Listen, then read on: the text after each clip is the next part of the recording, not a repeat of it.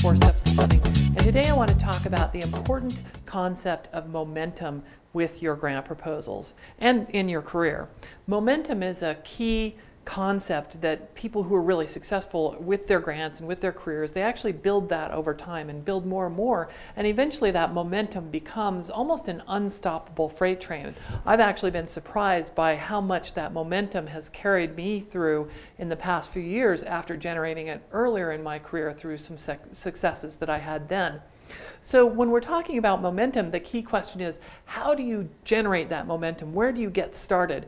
So one of the people that I work with on grant proposals asked me today, she said, you know, I'm not sure whether I should apply for this small grant, a small local grant, because it's a lot of time and effort and it's not very much money. So should I really do this grant proposal and waste my time on it, or go for a bigger proposal like an NIH proposal?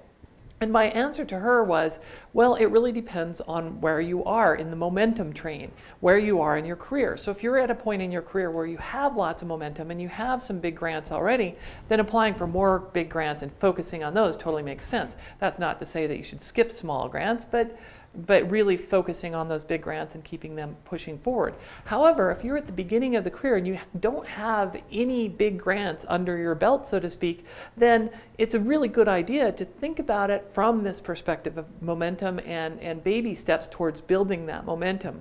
If you go for a big grant all at once at the beginning of the career and you get a rejection, and then you go for another one, get a rejection, go for another one, get a rejection, pretty soon you're going to be very discouraged. And that's a very likely scenario given how competitive things are right now, and also that just when you're at the beginning of your career and you have less of a track record to show, it's harder to get the grants quite often.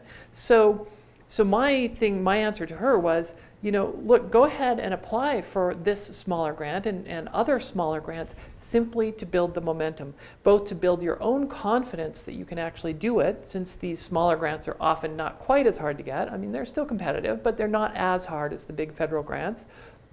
So build your own confidence one step at a time towards doing this. And then the other thing is build the CV, the resume, the bio sketch, so that once you have a few small grants, you can list them on the bio sketch and show reviewers, give them what I call social proof that other people have looked at your work, vetted your work, and like your work. So you're really building momentum in multiple ways. So it's not just about the amount of money you get, but it's the strategic long view of where does this play into the momentum train that I need to and want to build to really be successful with grants over the long haul.